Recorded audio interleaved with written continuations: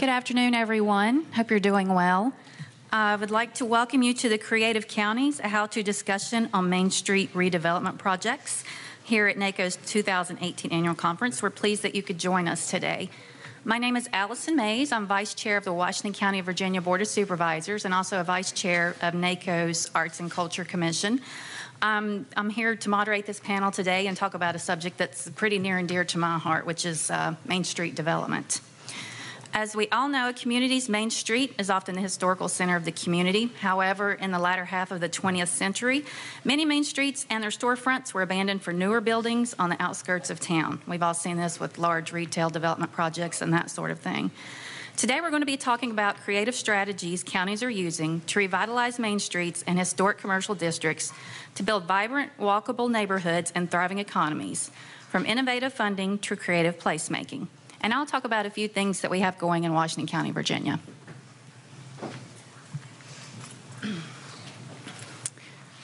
First, I'll give you a little bit of a profile of Washington County, Virginia. We're in Southwest Virginia, in central Appalachia near the Blue Ridge Mountains. If you look at the gray map of Virginia, where you can see where the Yellow County down in the far southwest corner on the Tennessee border.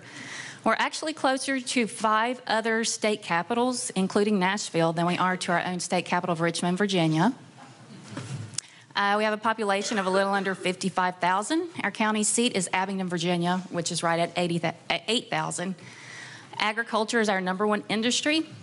Can you hear me okay, Jenna? Yeah. Okay.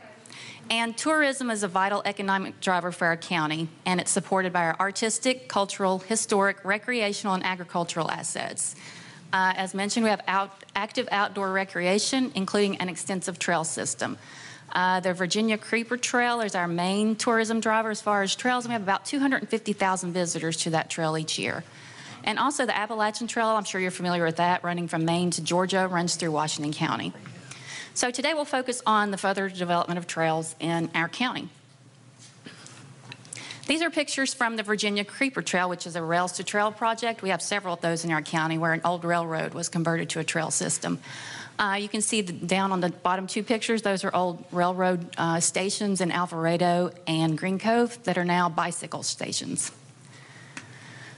We're fortunate to have the Over Mountain Victory National Historic Trail in Washington County. This commemorates the 1780 campaign that led to the Battle of Kings Mountain, which was a key turning point in the Revolutionary War. Troops met in Abingdon. They marched from Virginia, North Carolina, Tennessee, South Carolina, and Georgia. And this 330-mile trail travels through these states.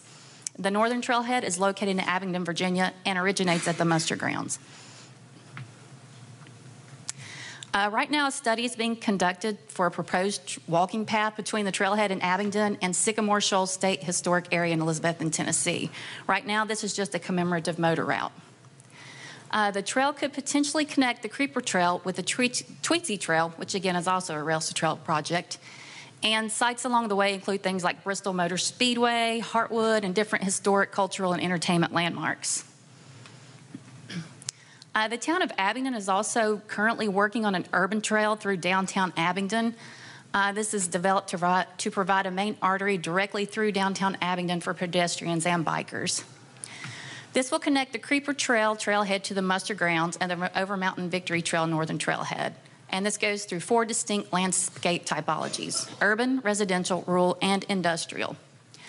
The path will serve to connect visitors and residents to town businesses by driving more people downtown, where they'll come shop, eat at our restaurants, go to Barter Theater, and spend money. Here's a rendering of the proposed changes for the urban trail. And if my little pointer can work, yes. So here are the muster grounds. The Over Mountain Victory Trail comes out right here. This is currently a parking area, a field right now. And Breckenridge Cabin is a cabin that was built in 1769. It's the oldest residential building in Washington County. And it was built by Mr. Breckenridge, who also fought in the Battle of Kings Mountain. So it seems appropriate to have that cabin there. And then also here we're doing, whoops. Wrong button. We're doing a restoration of Wolf Creek, putting urban trout fishing in there for other people to come and visit and enjoy the muster grounds. Here it is as it travels on through town. Good grief, sorry. The Creeper Trail is about right here, and then, of course, the urban trail will connect through town, past Holston Mountain Artisans, taking people past more of our urban artistic centers, and then on this way is to the town's brewery, so we want to encourage to go people have some beer. Okay, as I said, the Breckenridge Cabin and the trout streams are further redevelopments of the muster grounds, and what this really means is that we will have a connected trail system from the Tweetsie Trail in Tennessee to the Overmountain Victory Trail in Abingdon. Take the urban trail through the town of Abingdon, which will connect you to the Creeper Trail, which connects you to the Appalachian Trail, so that you can go from Tennessee to Virginia to North Carolina to Georgia or Maine from there. So it's pretty cool. And also we have a small community in Washington County, Mendota. It's a small community of about 531 people. And they are very active in redeveloping this area, and they're currently in the process of developing another rails to trail that'll be about 12.5 miles. And so that's all I had, and now I will introduce our first speaker. Greg Puckett is a native Southern West Virginian with a passion for community.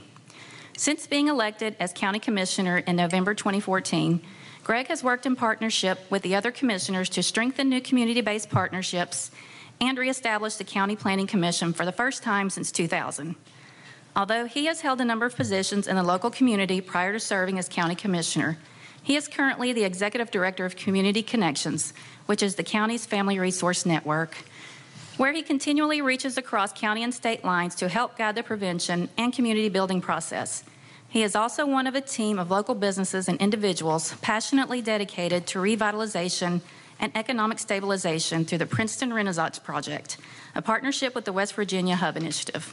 Greg, the floor is now yours. Thank you very much. Could I have the clicker, if you don't mind? Sure. No, I don't want to. Yeah, well, I'll stand up. There. Good morning. Good morning. Thank you guys so much for wandering the hallways and ending up at the very end of the trail system that we have here at the Gaylord. If there's one thing we know about trail systems in West Virginia, they can always lead you somewhere. Obviously, it has led you here today. So once again, thank you. I'm going to get a little more specific. Some of the parts in the bio are very ambiguous, but I've done a lot of work specifically over the last few years with a project called the Princeton Renaissance Project. There's a lot of really unique reasons why that kind of happened. I'll kind of tell you a little bit of that story, but I am going to keep the conversation very brief to allow for questions afterward and for other speakers to speak. Because if you want me to go on, I will for hours at a time. This is yours. This one on the top, please. Okay.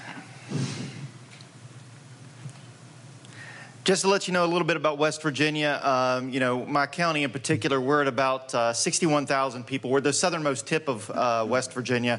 It's where Interstate 77 comes up. And the easiest way to say is, well, if you know where Virginia is, if you know where Virginia Tech is, we're about an hour west. So that gives you some proximity. We are within 60% of the United States population within a 12-hour drive. So it is very unique in the fact that geography gets a lot of people to us. It also allows a lot of people to get out and go do other things. So we've got to try to be as creative as possible to try to keep not only the people that we have engaged in communities within Mercer and surrounding counties, but also be that draw, be the group that brings people into West Virginia, as that we are the gateway to Four Seasons country. When they come in, of course, most of our towns, as you can imagine, are like every other town. When the malls came in the 1980s, everything kind of consolidated. We had two major towns that folded in, and all the businesses essentially upped and left, leaving all the properties in our downtowns to urban blight. But over the time, most of that cultural heart really needed to come back into those communities. And I think that's where we started to see a lot of this. I travel quite extensively through the United States. I have traveled Route 66 all the way from Chicago to Santa Monica 3 times, and I've seen those communities. I know what they can do. They have the blight in those areas where they've been bypassed by the major highways, but yet they always start by getting back to what made them great to begin with, and that is culture, that is the arts, and that is what we try to accentuate when we start to move forward as well. So we're going to talk a little bit about the Princeton Renaissance Project. When we started doing this a few years ago, we went to the local chambers of commerce, we went to Rotaries, we went to everybody and said, you know, tell us what you think about Princeton, West Virginia. Tell us what you think about this one designated area called Mercer Street. And everything came out from prostitution capital, drugs, dilapidated, ugly. We didn't want to have any part of it. And we knew by working with our local artisans that this could change. We had seen it before. We knew we had some people that were dedicated to it. And so basically it's as the picture says here. We know where we are. We know where we want to be. But you have to make the jump. And sometimes you got to make the jump and a leap of faith. It's kind of what Eddie George said yesterday, quoting Muhammad Ali, that when you take that step in the stairway, sometimes you're not being able to see the whole thing, but you have to be able to take that leap and hopefully be able to have a leap of faith that pays off. Again, you're looking at things in terms of a domino effect. When you do one thing and you have one person or one group that is able to do something, each one of those falls in sequence. So, you know, if you can work one thing in the community, then all of a sudden you start to see other things in the community come forward. And so that's what we kind of have our principles behind. Also, if you look at national models, you can say, okay, well, how do you change the community? You know, we looked at this and said, yeah, you can provide information, we can build skills, we can have resilience, we can provide, you know, individual stuff. But then you're going to say, okay, how do we change the environmental factors? How do we change the things in our communities that mean the most? And when we are dealing with substance use issues and we're dealing with all these other things, how do you change those factors?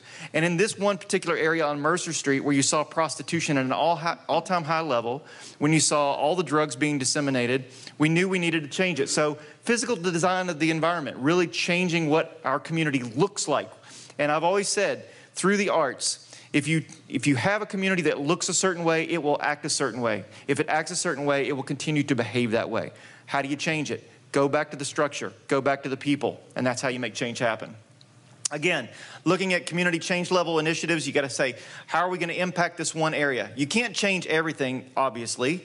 I can't change every area of my county simultaneously. I've got to take and pick what's going to be the most popular or what's going to be the most impactful at that moment, and then build from there. If you try to be ambiguous and you try to do everything at once, it'll typically fail because you're biting off too much. If you start one thing small, you can grow it from there. So impact a specific area. Engage all of the sectors. Whether you've got young people, you've got you know, your businesses, your law enforcement, you've got to have everybody at the table to be engaged in the process. If one of those sectors is not involved, then you're ending up missing out something that could be a key link in the salvation of whatever you're trying to fix. Address the local conditions, prostitution, drugs, traffic problems, the blight of the buildings, the condition of the roads, all of that has a factor. Promote comprehensive strategies, and then hopefully you'll achieve those positive outcomes. Now, I deal a lot in things in terms of pictures, and I will tell you that the pictures that you're going to see are exactly how we've changed this community in the last 5 years. We started out in 2013, a bunch of us got together. This was before I was a county commissioner, where I was just a community advocate like several others. And I said, we've got to make this change. And so we started looking at all of our properties. We started identifying them. How are you going to make them marketable? How are you going to put new businesses in there? What policies do you have in place? How do you hold the owners accountable? All these were the factors that we looked at. And so we looked at our main street and said, well, it's okay, but it's not great. You've got an old movie theater downtown, which, again, back to Route 66, how do a lot of those communities come back? Movie theaters had become churches over the years. We had great seating space. So when you get to change that, you say, okay, how do we do that? Let's bring our theater back. Let's make it a marketable venue. And on a straight stretch like Mercer Street, we knew it could be the absolute key factor in changing the community's mind visually. And it really helped with that arts process. So we looked at that. We said, okay, we have a theater that was originally the Royal Theater and then became the Lavon Theater. Back in the 1950s, it was an interesting story. A guy by the name of Dr. Lawrence Von Court loved the building so much he changed it and changed it to his own name. Lawrence Von Court became Lavon Theater. Over the course of the years, up until about 1983, that theater existed as a mainstream theater, and then like everything else on that strip, it died. It became a church. It became soup kitchen. And then when you have a lot of the infrastructure that's there that is constantly involved in just salvation, and not necessarily salvation from the heart, but salvation of your own preservation in your community, then all of a sudden the vision of what that becomes gets deteriorated. So you got to reinvest. So what we did, I also am executive director of a nonprofit. We bought that theater. We got a local foundation to give us some money. We bought it, and now we are in the process of continually revitalizing it. You'll see some pictures here in a moment. This was some of the other areas in the town. You can see dilapidated structures had burned out. We had gaps in the infrastructure, so we decided to go ahead and clean it up. This area over here is an old alleyway, and it was just really, dingy. It was, cold. So we decided to go ahead and let's change it up a little bit. This is when we got together about 17 different artists, and we gave them the right to go through and create Artist Alley. A local group came forward, and we lit the alley at nighttime, so now it's a nice safe passageway. A lot of the old buildings. This was the theater. Actually, when we had it, we first got it. We did our first movie night. We flipped on the neon lights and did a movie night across the park. We had over 200 people come to that park for the first time on an outdoor movie night and got them involved in coming downtown. What I would say is that when we did that 5 years ago, we did not know that that would actually increase the traffic count so much that now we actually have traffic problems back downtown that we never thought we would have. So we were going at about 7,000 cars a day. We are up to now 14,000 cars a day. And a lot of that is because people just want to see the continual movement of what we have going on downtown. From there, we started putting color on walls. And anytime you can start putting color on walls and you can visually change the perspective of what you may see in that community, all of a sudden people become engaged. They become enticed about what it looks like and what it feels like. So we started doing that. We took our old murals. This is a business that had not existed for 20 years. I got on the side of that wall and just painted it back. All you got to do is take old advertising. People love that. And if you can bring back those ghost murals from times past, all of a sudden you've got the cultural heart back into the community. These are things that people have seen for 50 years, and all it takes is a fresh coat of paint. As you can see here, this one was almost gone. It was on top. And you can see me hanging on the edge over there in the side of a bucket truck. Ironically, I was painting buildings. I was borrowing the local bucket truck from a local sign shop, and I got stuck on the side of a building. I was up top. The bucket truck shut down. I had a guy on the street said, "Hey, how much to keep him up there?" I was a county commissioner at this point, so therefore it was kind of ironic. But it was about 2 to 3 days before Christmas, and in my mind I said, you know what? I could use this. So got the truck fixed, went back down, and 3 days before Christmas, I went back up in that bucket, and I said, hey, which, by the way, you can see me hanging here before Christmas, I'm not coming down until you give me $10,000. We happened to raise $11,400 in 31 hours. And it was kind of unique because, Greg Puckett, pucking in a bucket, it's got a rhyme to it. It sounds really good. We did that a couple of times. We raised about $20,000 through a couple of times. I will not be doing that stunt again. I do like to go up into high places, though. This is actually, we have our downtown countdown. We started that 5 years ago. We've now had 5 years of celebration. We have fireworks on New Year's Eve. It is a alcohol-free environment where we have all of the arts, the local bands, the local fire twirlers. We have everybody come downtown. We usually typically on a New Year's Eve night have about 1,000 people come down and celebrate in an alcohol-free environment with their families, and fireworks at midnight. So it's a really great celebration. All the other things that we're starting to do downtown, we're now starting to see about 10,000 people on a regular basis every other month come to our downtown. Again, this is a situation of blight that we had coming into town.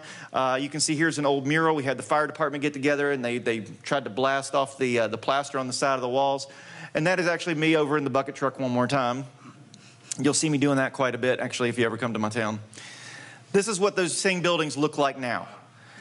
Again, all it takes is paint. This cost me literally $150 to paint these 2 buildings. That's it. All you got to do is get good paint. You get good quality, investment. You get other people. Sherwin-Williams donates some of the paint, and then it's the donation of time. And if you get your local behavioral health centers, you get your local day report, drug court, you get them active. You get them out and involved in cleaning up the community. It goes a long way. On this one right here, I'm actually going to show you, we changed a part of our community to the grassroots district. And I'm going to show you a video right now that will hopefully describe a little more about how we did that.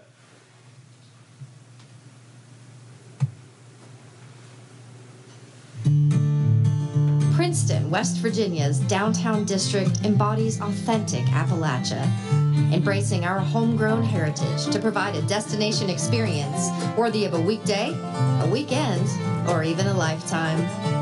Drawing momentum from our bootstrap determination, a grassroots revival is unfolding, transforming this place with a sheer force of will, resolved to make an impact.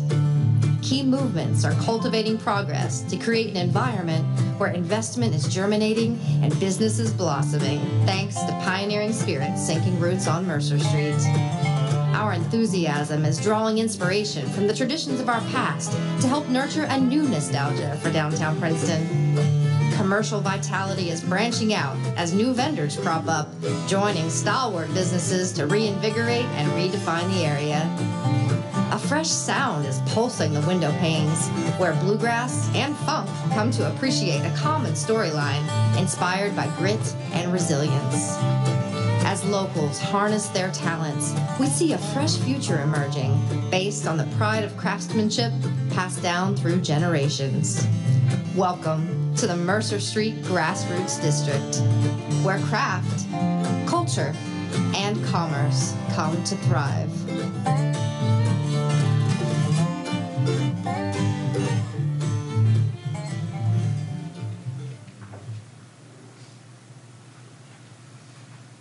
Now if we can get over to the next slide, we're good.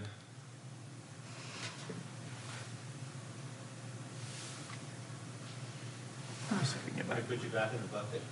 I know, right? Okay, so does it work? Yes. We've gotten 2 $100,000 gifts from local foundations. We've gotten over $125,000 in cash donations. That doesn't include the in-kind. The in-kind is well over $500,000. Over $300,000 in grants in support of the arts, and that's a variety of different projects. Prostitution. We had a lot of it. We had 17 prostitutes on this one strip. We're down to 3. I'm not saying it's gone, I'm saying it's down. Establishment of a law enforcement precinct, a new microbrewery restaurant, relocation of a community college. 6 buildings have now been purchased. We have a mural project that's fully funded by the city. 6 community events annually, usually every other month, at least 10,000 per event. And the drug arrest rate, because of the work that we've been able to do, is up 2,300%. We've done a lot of really great work, and I'd be happy to answer any questions later on. Thank you so much.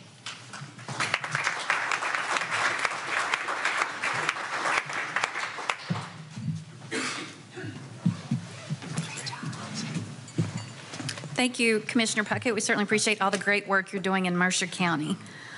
Here to talk about the work going on in nearby Montgomery County, Tennessee, we have Johnson Bullard. Johnson joined Hodgson & Douglas, a Nashville-based landscape architecture, planning, and urban design firm in 2015, but has been active in the Nashville design community for nearly a decade. During his tenure at Hodgson Douglas, Johnson has proven to be very valuable through his efforts as a designer, project manager, and marketing coordinator. A native Nashvilleian, Johnson is committed to enhancing the skyline of his hometown through sophisticated urban design with a focus on ecological sustainability. He is a passionate plantsman and is committed to restoring the habitats and native plant communities of the Southeast through his work. Please welcome Johnson Bullard.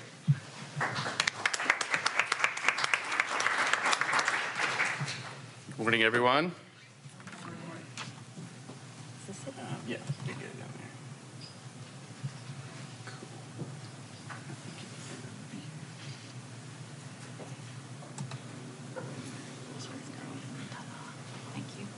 Okay, so what I'll be describing this morning in brief is a slightly different part of the process from what Greg was talking about. I'm a landscape architect by training, and so what I will be showing you guys is some of the practical measures towards implementing some of the changes that Greg was describing and some of the design philosophy behind the decisions that were made. Specifically, as it relates to Clarksville, Tennessee, this was used to turn a blighted vacant lot in downtown Clarksville into a thriving public space with the aim of further revitalization of downtown. Make sure this works. So the piece of property as it existed when we started working more than 5 years ago there was a dilapidated bank building that has been vacant for almost a decade and a tremendous amount of surface parking. And this is in the heart of downtown Clarksville. It's a charming downtown with a very long, deep history rooted mostly in agriculture and manufacturing that has sadly been ravaged by natural disaster. An uncommon amount of natural disasters have impacted Clarksville over its 200-year history as the county seat of Montgomery County. Most recently, and the most devastating, was an F5 tornado that came through in 1999 that wiped out almost 80% of the downtown. And as a result, the flight to the suburbs, similar to what Greg was describing, was really exacerbated. And a lot of the folks that are stationed at nearby Fort Campbell or attend Austin Peay State University, which is just a few blocks from our site, have stayed away from downtown. So through the county government and a local nonprofit whose aim was to revitalize the county seat, and not just the county seat, but it's the 5th largest city in all of Tennessee, which Tennessee's not a huge state, but that's close to 200,000 people when school's in session. So, and this site, I can't emphasize its importance historically as a hub of downtown. So why it was neglected for so long and why it remained abandoned is a mystery, but it was an important piece, I think, in the redevelopment of downtown Clarksville to turn this site into, instead of focusing on development and building something that would be an immediate day one revenue generator, is taking this site and turning it into a public space. And so why was this important, and why was this something that we were even engaged in? Well, they asked for it. For one, there was a study that was done over the course of 2 years in conjunction with the University of Tennessee, as well as the Three Rivers Company is the name of the downtown partnership tasked with revitalizing downtown Clarksville. And after reviewing numerous proposals and any number of different pro forma for how to develop this block, which they saw as the key to getting downtown Clarksville reinvigorated, the notion of public space came up. And so to take you back to 10th grade history class, this is not a new concept. This is not something that we invented or that we tried to hammer home. This is something that's ingrained in all of our DNA. Since civilization began, more than 2,000 years ago, there's evidence of communities rallying around and gathering around a public open space. And as cities have continued to develop and planning has continued to evolve and change and technology makes people more connected than ever, it's easier to stay away from these important downtown centers. And Clarksville is a tremendous example that a vast majority of the population of Clarksville lives outside of the downtown boundaries, and most of the businesses are there as well. So it was important for us to engage with the community and determine a way to authentically create a space that would allow people or give people opportunities to come back downtown for reasons other than specifically commerce-driven purposes. So how did we do that? We started, and this is my boss, partner in charge of the project, Richie Jones, who unfortunately couldn't be here today, but he worked on this project tirelessly for more than 5 years before we ever put pen to paper, engaging community members, working with the county government and nonprofit organization to get feedback from community members, key stakeholders, local businesses downtown. Clarksville has an amazing history of historic churches with very robust communities that, fortunately for us and for this church and this project, there is an old Presbyterian church that's close to 200 years old now that has remained untouched by all of the fires, floods, and even tornadoes that have swept through Clarksville. And this is a meeting we had in that church to get feedback from the community on what they wanted to see in a public space and what it meant to them. So what came out of these meetings and these conversations was that Clarksville as a city is deeply rooted in its agricultural and later years manufacturing tradition because of its location at the confluence of two important rivers, the Cumberland River and the Red River.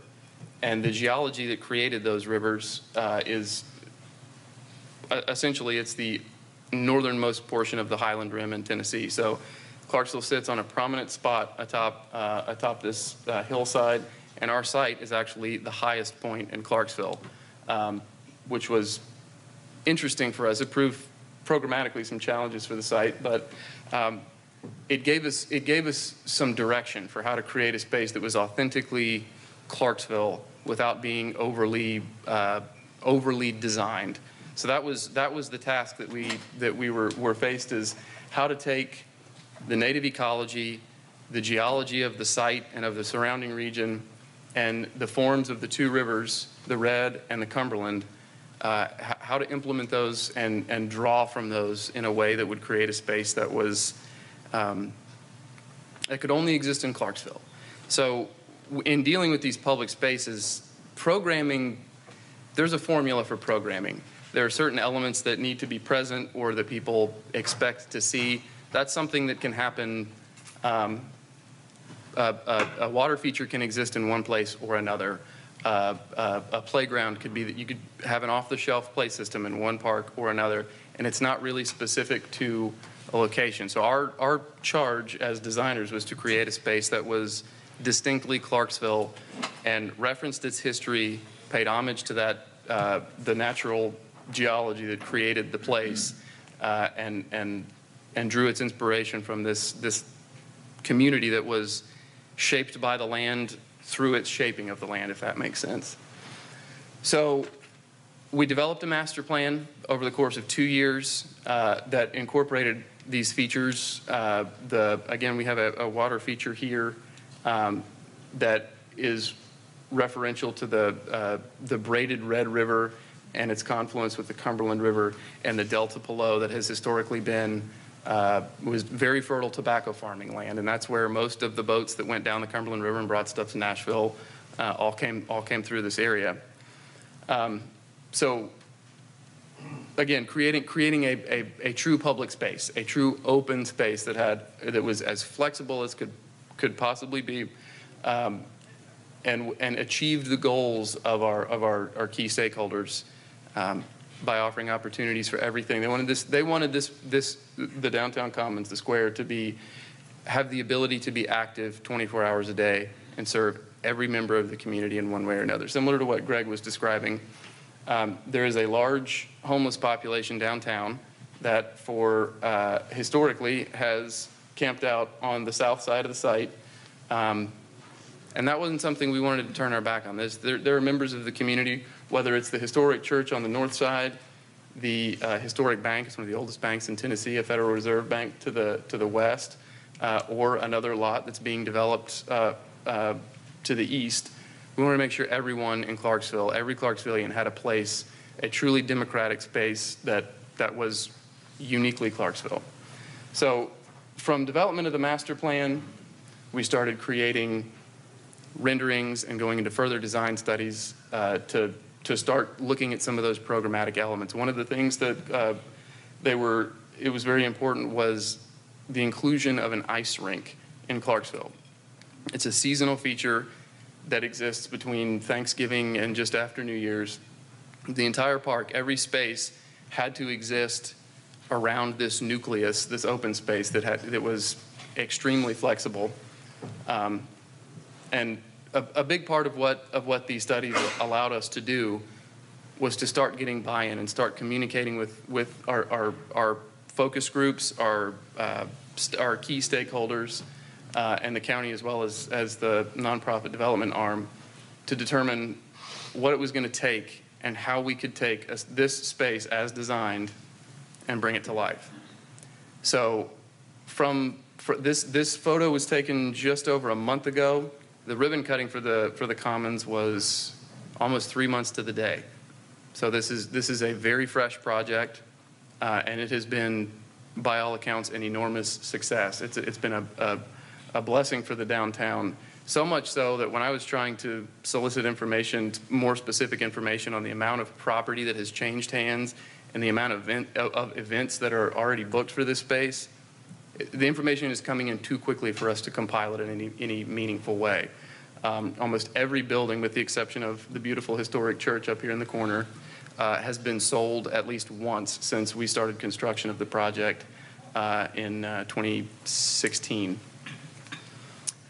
And it is actually now the new the new headquarters for a weekly concert series in the summer. But it also has, it is, again, when it is not programmed and there are not events on the books, it is still a very active and vibrant space morning to night. And it's the same shot in the day, so you can just get a general sense of how, of the way we used this water feature that takes its, well, I'm not pointing, but the water feature down in the bottom left corner that actually cascades subtly with the site to reference the Red and Cumberland rivers. And all of the walls, all the retaining walls that were required for the project are actually double as seat walls and are created from stone that was salvaged as nearby as we possibly could. So nothing sourced for this project really is derived anywhere. I think Smyrna was the farthest we had to go to get native material for this project. So no more than 100 miles from the site. Everything is as local as we could get. And the architecture of the buildings references the old tobacco barns and tobacco warehouses that had roll-up doors to allow people to not only process but sell and distribute tobacco to the Cumberland River. And something that I'm particularly excited about are on the south side of the lawn there, the seating walls that separate the lawn from the lower, what we call the grove, the runnel grove. That water feature area is low by nature of the site, and the lawn is a little bit higher, so it creates a nice plinth for viewing both the main amphitheater at the top of the image there, and then down below, the grove is separated by about 3 vertical feet of grade change. So essentially what we created was a large venue for the bigger concerts that come. They also have the farmers market here. And then the grove down at the bottom is a smaller, more intimate space where the Austin P Choir has concerts down there. It's been used as an outdoor classroom, and it's very popular amongst apparently a lot of local daycares, from what I've been told. It's been the #1 daycare destination this summer for field trips, which is exciting to me as a father of a toddler and an infant. So here you can see these. This is a shot from one of those first, I think they call it Sundown in the City concerts. And the site can accommodate, whether it's a large number of people gathering in the various spaces of the commons to enjoy a concert, or it's a smaller, more impromptu get-together. One thing that was very important for us, and when I say us, I mean the county as well as the design team, was to make it flexible enough through the use of movable furniture and site furnishings that were stored on site. But we put 30 these were about $100 from Costco, table and chair sets all across the site, as well as plastic Adirondack chairs that people can move, take where they want, and really inhabit the space in a way that is best suits them. The water feature culminates in this delta here, which gives kids a great opportunity for play, but it's also, they have dance classes, they have also, it's really become a very vibrant space. Again, active night and day, whether you're coming to be entertained, or this is the 101st Airborne, it's their Christmas concert, or to entertain. A shot from the ice rink in the winter. It is, again, it's all about the details and about how we told this story through, this was a custom bench that we designed that is the same curvature as the water feature, which is an actual approximation of the curve of the river. Site salvaged stone and wood to create gabion baskets and a boardwalk through the rain gardens that treat 100% of the rainwater that falls on site. Some subtly placed historical markers cut from the same stone. There are 7 of these distinct markers that are now on the Tennessee Historical Trails Registry and have GPS points associated with them. You can walk around the entire park, and it tells the story of everything that has happened in downtown around their site. Again, another shot of our rain garden. But the most important thing is people and creating a people space. So I will leave you guys with that, and I'm happy to answer any questions at the end. But a wonderful example of creating a public space, an open space to revitalize a downtown.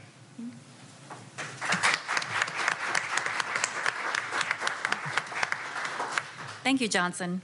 Lastly, we are joined by Kim Trent from Kim Trent Preservation Strategies. Kim has almost a quarter century of bringing together development professionals, government officials, and nonprofit preservation organizations to work cooperatively on historic preservation solutions for the benefit of all involved. She led the growth of Knox Heritage from a small nonprofit with no staff and few resources into a nationally recognized preservation leader. She transformed Knox Heritage's preservation efforts from vocal opposition into a proactive win-win approach that builds on relationships with business, governmental, and community leaders to achieve mutually beneficial solutions. She is also an effective advocate for preservation as a driver of tourism and economic growth. Thank you for joining us today, Kim.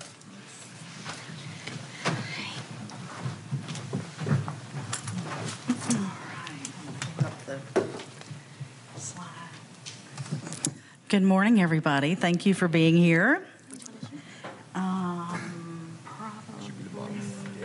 Yes. I'm here to tell you how to pay for it or incentivize it. And I'm going to do that through some examples that we went through in Knoxville over the last 20 years. And we're going to start out with the baseline project that was really focused on revitalizing downtown. And as we go through, you'll see an increasing level of sophistication from the funding sources, equity investments, and other pieces of the financial puzzle that came together. Okay, do I have the clicker? Ah, there it is. So our main street in Knoxville, Tennessee is Gay Street. It's always been the retail hub of the city, the regional hub for East Tennessee, and was once, as most of your cities and counties, downtowns were, bustling with people, but they were washed away during all of the declines that happened in downtowns in the 70s and 80s. And so by the 90s, it was not a very vibrant place. And this building here, the big glass box, was the Miller's Building, which was a iconic building downtown that brought people in from all over the region to do their shopping. And people still tell stories of the time that they spent in the Miller's Building with their grandmother or their mother, or they came to town to go shopping. Well, in a desperate attempt, like many cities, to modernize and compete with the suburbs, someone decided that we needed to wrap it in glass like we were in an episode of Dallas at some point in the 1970s, and completely covered the original beauty of that building. We're lucky in Knoxville. We've had 4 administrations, starting with Mayor Victor Ashe, that have concentrated on revitalizing downtown, and he decided to plant a flag on this project because it was so well loved by the community. This is the Miller's Building today. At the time, the city took the lead in the revitalization effort when it came to investment. This building had been caught up in the debacle around the savings and loan crisis, multiple ownership interests. It was raining inside the building. So the city stepped forward and purchased it, used our Community Development Corporation to clear the title for the structure, and then partnered with our local Knoxville Utilities Board to find a solution for it, along with a local architect, Dwayne Grieve, who was a driving force. And in this case, I did talk to the city and say, hey, you can get tax credits on this, historic tax credits, if you do this project. And the finance director looked at me like I was crazy. We're a city government. We're going to rent it to the utilities board. Where are you from, Enron or something? And so we didn't do that creative financing on the first one, even though it had already been done in Memphis on another project. So in this case, it was a lot of city funds and KUB renting out most of the space in the building. But again, public-private partnership with a bank located in the building, offices located in the building, and a way for people to cut through the building from Gay Street to Market Square, which is our main hub, our main piazza and public gathering space in Knoxville. The next thing that was done around the same time, this is the Emporium building, which is on the 100 block of Gay Street in Knoxville, was vacant for years.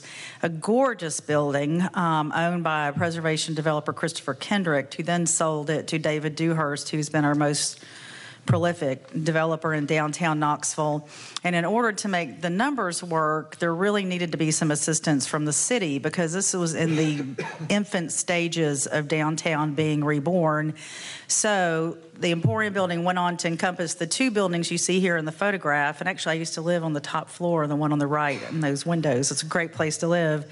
But the city moved all the arts and cultural organizations into the Emporium building on the street level, and then allow the developer to not only realize the rents from those spaces being used, but to also develop the rest of both of the buildings as residential and retail. And one of the spaces now is occupied by the University of Tennessee in one of their art galleries. So it's a combination of the city government, for the for-profit developer, as well as the university, utilizing that space to get that cash flow initially going when there wasn't a lot of lending going on in downtown Knoxville. Now David Dewhurst is followed around by bankers like little ducklings all over town because now it's a success. But back then you really needed some subsidy and some public-private partnership to get it going. This building, Sturkey Lofts, again, another building that was troubled on our main street. It's right there near the Emporium, vacant for years and years, multiple heirs to the property. No one knew what you would do with this thing. It was so huge. It was located across the street from a homeless shelter, pawn shops, the typical things you would see with 20 years of disinvestment in downtown. And so Mayor Ash at the time pulled together a program called City Life.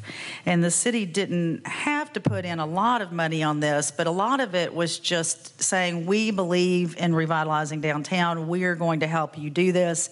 So part of that effort of the City Life program was to encourage residential development because we really wanted a 24-hour city. That was the only way it was going to be successful if you had residents living downtown and not just rolling up the sidewalks at 5 o'clock, which used to happen. You know, there was no one downtown after 5 o'clock. So we had a developer who was homegrown but came back from Atlanta who took advantage of that program where the city pulled the local banks together to put an equity bridge in place. When they were using historic tax credits, they could get a short-term loan from the banks in order to bridge that equity gap while they were in the process and getting the tax credit investments. And they used a 40-year HUD loan to help make the financing work on this one. Of course, it was the largest residential project ever in Knoxville, I think, with the number of units. And worked to get parking dedicated for this building. The city was integral in that because it wasn't going to work without parking nearby at the time. And everyone was shocked when this building opened, all 100 units were filled across the street from a homeless shelter. So that really changed the mindset of people in the community to go, wow, people really do want to live downtown. This is amazing. And that kicked off, you know, the years of development that have been going forward with residential. And now this block, the 100 block of Gay Street, it's estimated to be the most densely populated block in all of East Tennessee when you add up all the residential units in that area. This is where we start to get a little more sophisticated. This is the historic Tennessee Theater on Gay Street. It is the official theater of the state of Tennessee, built in the 1920s with exuberant interiors and another beloved structure in Knoxville history. Everyone has a story about going to the Tennessee Theater. And it was purchased by a local gentleman who owned radio networks, and he just, out of his love for the building. And they would show old films, have some shows in there, but she was really getting long in the tooth. And so a few years back, a group of community leaders decided that they really wanted to turn the Tennessee Theater into a regional performing arts theater. The stage wasn't deep enough to host Broadway shows and other shows because it was made to show films. So an elaborate plan was hatched to increase the back of the house, cantilever out over a street, and turn this into the stunning art center that it is today. And I worked with the Tennessee Theater Board, which is a nonprofit organization, the Tennessee Theater Foundation, and connected them with National Trust Community Investment Corporation, which is a community development entity of the National Trust for Historic Preservation, and connected them at a critical time when they were putting the financing package together for this. They raised approximately $24 million from the public, from the state, from our federal representatives. I mean, the funding sources were many, and from very small donations to multi-million-dollar commitments. But the thing that really made the difference on this project was the addition of new market tax credit equity and historic tax credit equity. So the $24 million raised locally, we added another $6 million in equity to make this a $30 million project, and it became the theater everyone dreamed of. And that $6 million was money that they did not have to raise in our own community.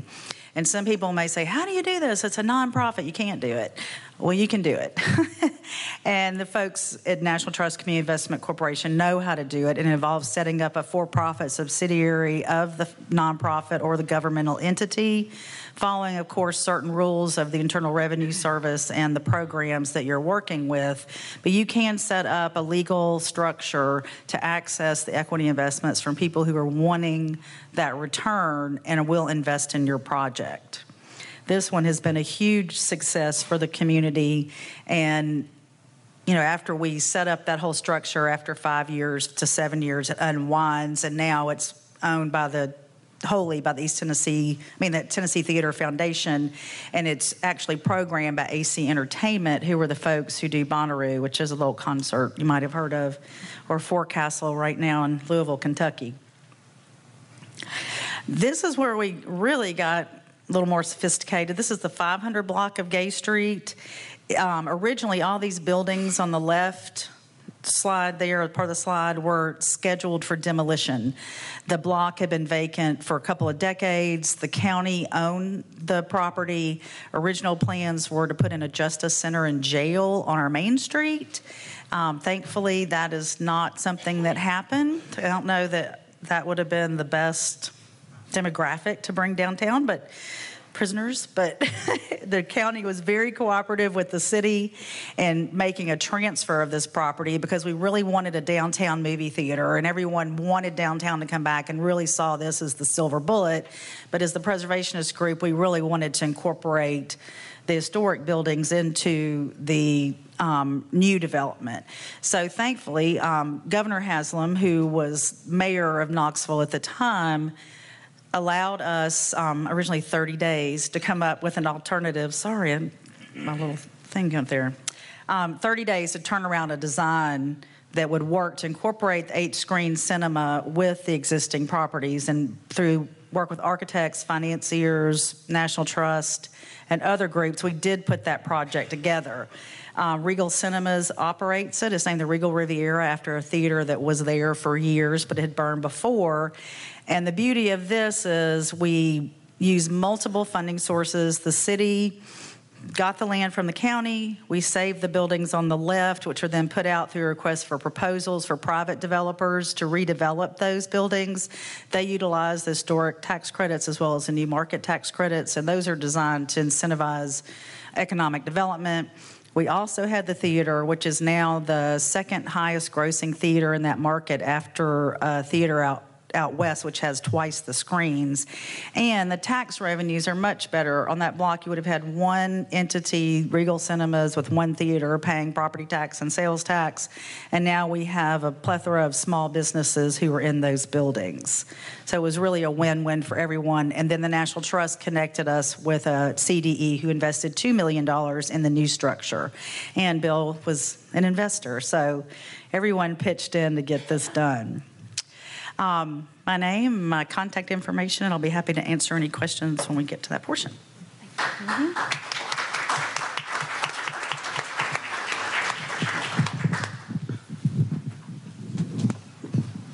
Thank you, Kim. We're going to take questions from the audience in just a bit, but first we want to have a bit of a discussion with our panelists. The first question I have is for Commissioner Puckett. Many of the projects that we've discussed are not revenue generating. How do you justify the use of local tax dollars as a county government for these projects? Well, that's a big challenge. As you can imagine, being intimately involved in the project, there's not a whole lot of county dollars that I can put towards it. However, we have been able to go to local municipalities and request funds from them. Of course, we are also trying to get additional revenues, even if it's a boot drive standing outside of the theater and asking people to give as they go by on a cruise night. You kind of do whatever you can, but when you start looking at the investment, and it's kind of like what Jen and the arts community have put out there, you're looking at a 5-to-1 in anything that you do in terms of the long-term economic development. So if you invest in the arts and if you invest in all the things that you have, you're almost guaranteed you're going to get that 5-to-1 coming back. So I do think it's something that we could get involved in more, but in this situation, being a county commissioner, it's kind of hard to go back to ask for myself and justify that with local tax dollars. Kind of looks a little self-serving. So, Okay, thank you. Kim, can you speak to any innovative funding strategies you have employed for your projects? I think, I went over some of those in the presentation that we did, but I think folks don't realize all the sources that are out there. We've had projects in Knoxville, Manvilla, which is a transitional housing project, which is right near downtown. And I think they had 9 sources of funding, because you had affordable housing tax credit investment, historic tax credit investment, federal home loan bank loans, THDA assistance, city CDBG assistance. So there are a lot of funding pots out there. And with the tax credits, you can combine the new markets with the historic tax credits and really get a lot more bang for your buck. And you can also combine the historic tax credits with the low-income housing tax credits. So you can reuse buildings like we do with Manvilla and Knoxville to make them beautiful historic places, assets to the community, but you have those investors who will come in looking for that return that they realize through those tax credits. Thank you.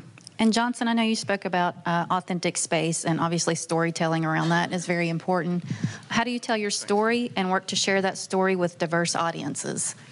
So I think I probably went on too long describing the importance of that exact sentiment in these public spaces.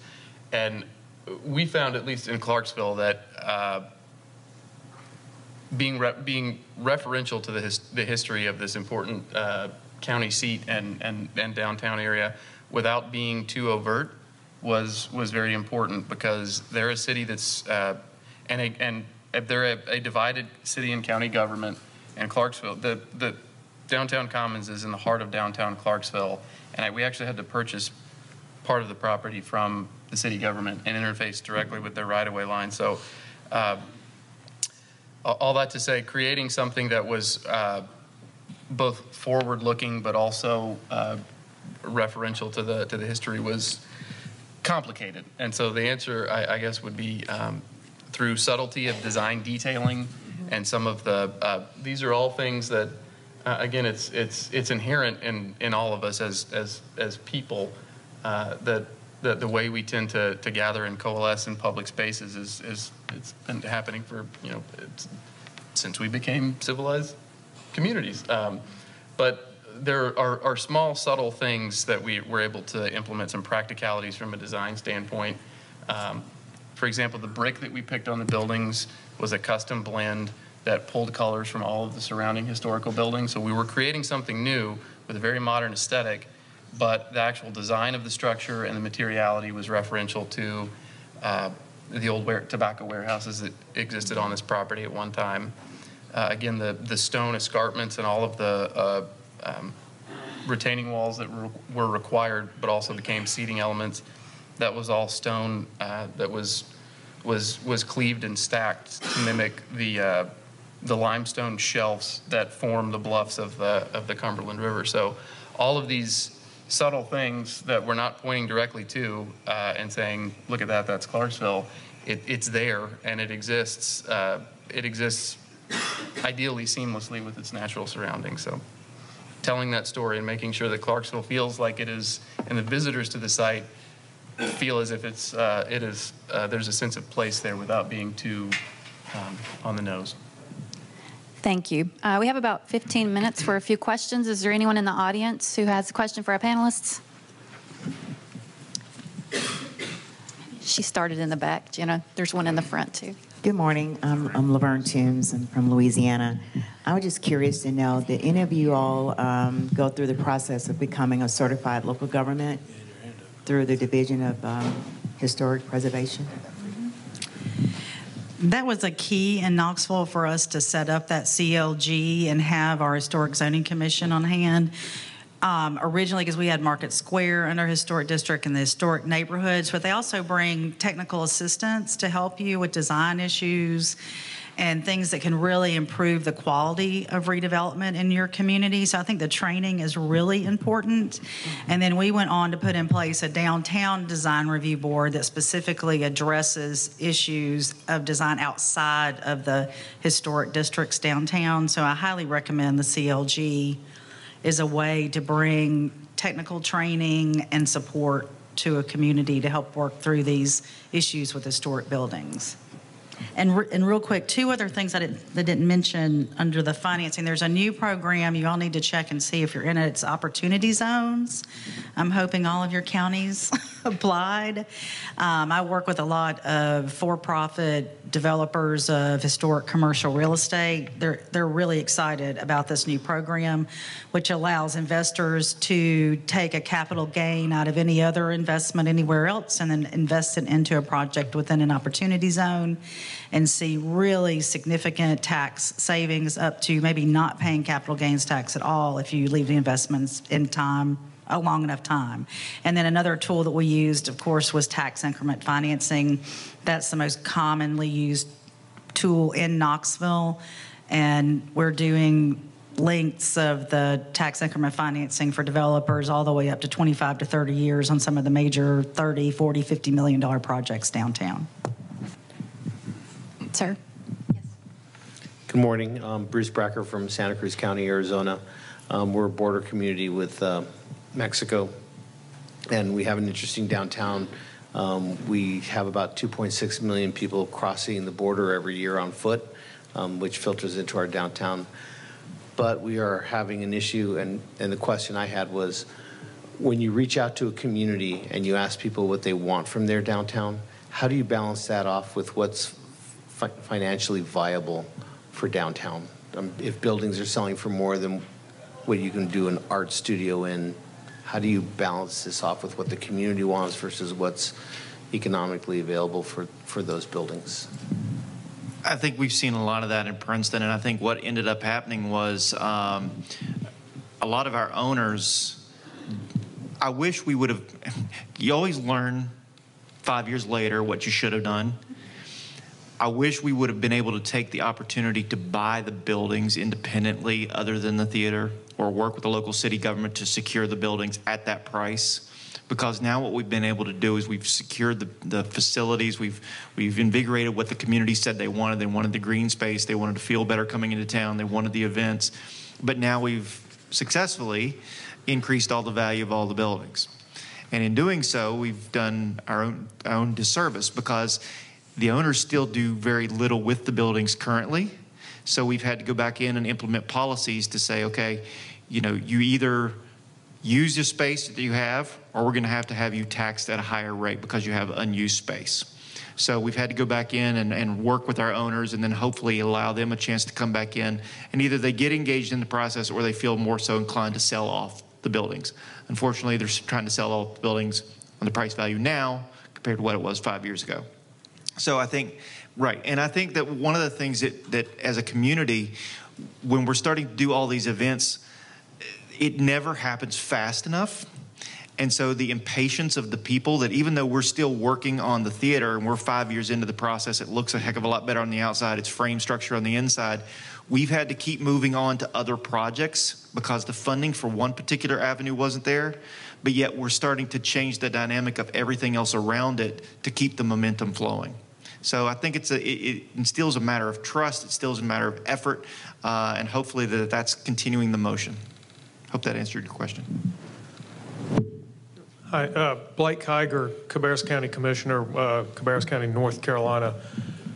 And Allison, you may want to speak to this as well as Greg, but how do you balance the needs of the county versus the municipality that to keep everybody pulling the wagon in the same direction when you're talking about the projects that you're talking about doing? Yeah, that's a good question. The town of Abingdon certainly is able to afford more per resident with their budget than the county is. So, you know, sometimes when projects occur in the town that the county's involved in, there's some pushback on that. But it's just a matter of informing people, educating people, letting them know that it's not just beneficial to the one municipality, it's beneficial to the entire county. For example, people that go on the Creeper Trail or through the Auburn Trail through downtown Abingdon need to know about the other trail systems within the county. If they're interested in the Creeper Trail, they're interested in the Appalachian Trail or the Salt Trail, the Mendota Trail, or the countless other outdoor activities we have within the county. So I think it's just a matter of making people aware of what's there and not just emphasizing what's within the town limits. I think one of the things that you have to do is you have to start with the one and then let that migrate into other projects, because without that sense of hope or accomplishment in a small area, people think that it'll never be done, it'll never be accomplished, it'll never be anything better than what it is now. And we've got two competing municipalities. Whatever one does, the other one has to do. I mean, the fact that we're the only county in the United States that has 2 minor league baseball teams will tell you we don't play well in the sandbox. So you've got to be able to try to say, okay, this can work here. Let's see if you guys can work over here, and try to get the county to kind of facilitate in some capacity to where we all benefit simultaneously. And what it really comes down to is leadership.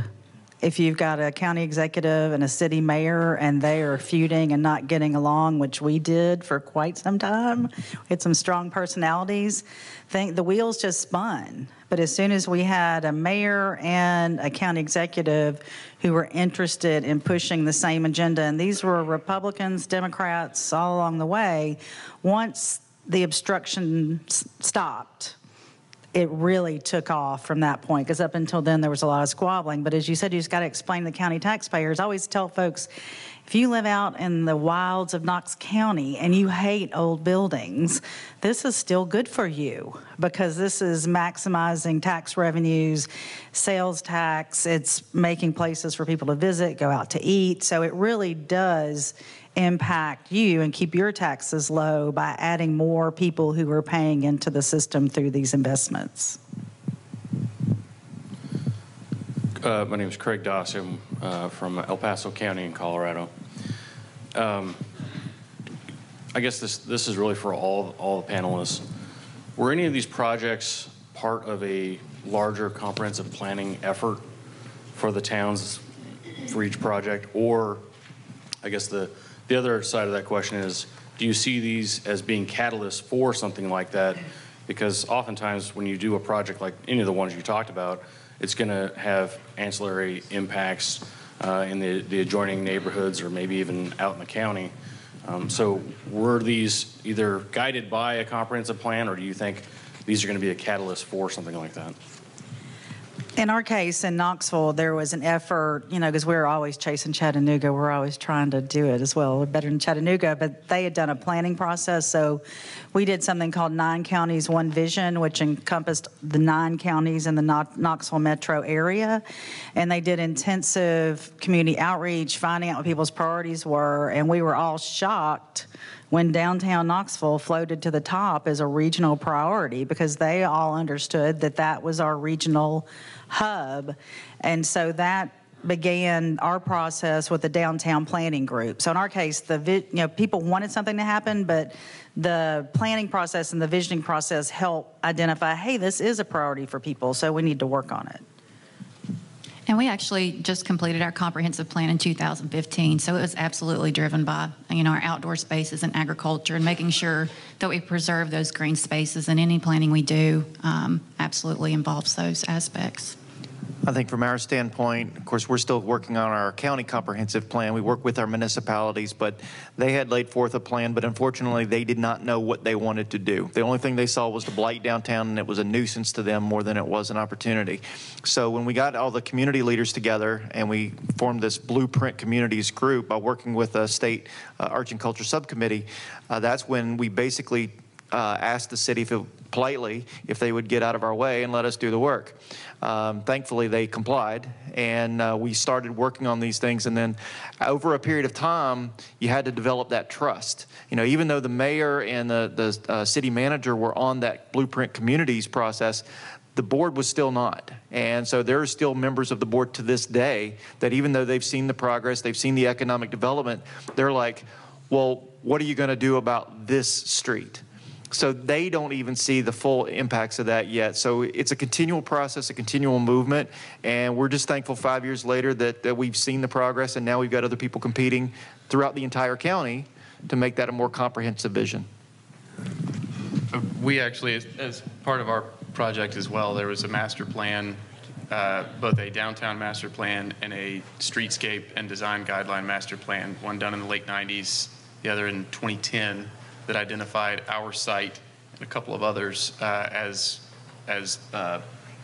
key economic drivers through the creation of open space. So we were very deferential to a master plan, partially because we authored it, so we had a bit of an inside track there, but worked with both city and county governments. Actually, we were hired by the city government to do the first master plan, and the Clarksville Civic Square, or Downtown Commons, was a county project. So navigating that from a design standpoint and making sure that the design language that we implemented as part of this project was cohesive with the guidelines that we began to establish in the late 90s was prevalent. Ann Malik in Albemarle County in Virginia. And just to leave an idea for people, I don't know if your states have artisan trails already. Virginia has now 19. We were the first, Monticello Artisan Trail in Albemarle, Nelson, and Charlottesville. And we stole this idea from Ms. Anderson and Handmade in America in North Carolina, which was a wildly successful way to help our artisans be able to reach their customers more directly and be able to bring economic value. But it's a great way to bring tenants and possible users to your downtown renovation spaces, and where you have collections of people who can sell. Not all of them have places, live in places, or their studios are in places where the public can come. And so they really need places to gather and be able to sell their stuff. So I hope that others will try that out.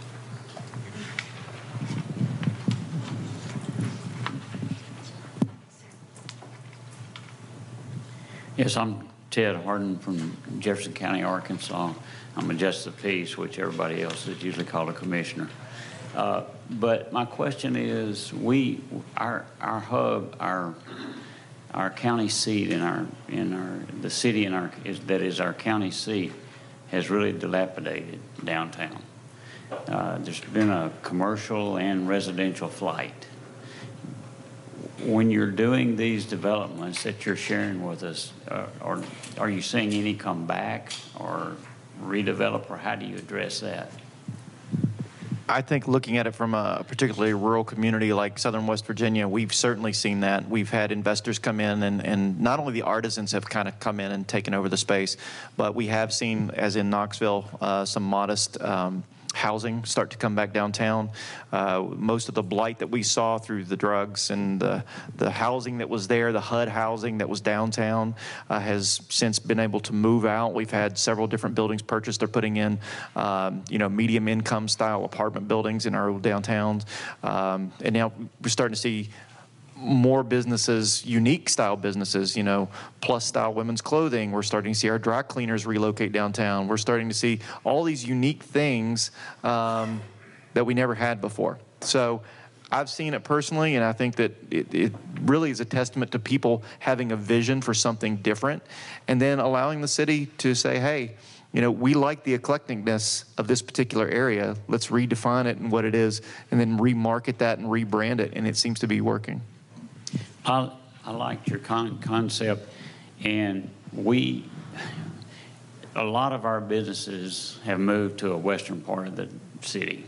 The downtown is what's died, and we even passed a tax to revitalize the downtown, but I don't see any progress really going on, and I would really appreciate getting some business cards from you guys that maybe we could be back in contact with. Yeah, the good news is you're not unusual. So many towns have gone through this. And in Knoxville, we had a extended, heated debate about how we were going to revitalize, because some people thought, we need a silver bullet. You know, we need an aquarium like Chattanooga, or we need a who knows what, a big thing to happen. And what we heard from our small business owners, who are the ones who stuck it out or took the risk to come back downtown, is no, you need our local people to open retail shops and restaurants. And so the city started encouraging that rather than trying to find a silver bullet. And so that over time has proven the way that we went, because originally they were going to put a big dome over our market square, kind of like out here. So there was a lot of discussion, but those small businesses are vital. Anything the city can do or county can do to help them come back downtown is really important. Okay, I think that concludes our session. If anyone hasn't had your badge scan, please see Jenna so you can get copies of the PowerPoint presentations. There was a lot of great information in those. And thank you again to our panelists for joining us today and sharing with us how they are redefining and revitalizing their downtown. So let's give them another round of applause. Thank you all for joining us today.